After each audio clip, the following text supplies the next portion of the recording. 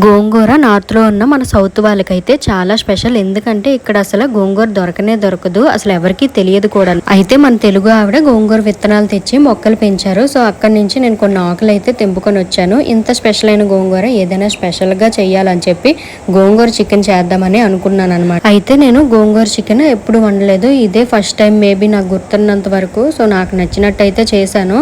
Mixie చేయాలా లేకపోతే ఆకుల్లా ఉంచి చేయాలా అనేసి అనుకున్నాను. కొంచెం లేతగానే ఉన్నాయి కదా ఆకులు, మిక్స్ ఏం అవసరం లేదా అని చెప్పి ఈ రకంగా అయితే చేశాను. చికెన్ అంత తెల్లగా వస్తే నాకు నచ్చదు, ఏంటి అసలు కలర్ మారట్లేదు అని చెప్పి బాగుంటుందా లేదా అనుకున్నాను. కాకపోతే లాస్ట్కి టేస్ట్ మాత్రం బాగానే వచ్చింది. అయితే ఇన్స్టాగ్రామ్లో రీసెంట్గా పెట్టిన ఒక వీడియోకి అయితే నాకు ఒక అతను కామెంట్ చేశారనమాట. ఏంటంటే మీ ఆడవాళ్ళందరూ ఇంట్లో ఖాళీగా ఉండి ఏం చేయాలో తెలియక ఇటువంటి వీడియోస్ అయితే చేసి పెడుతున్నారు అని చెప్పి.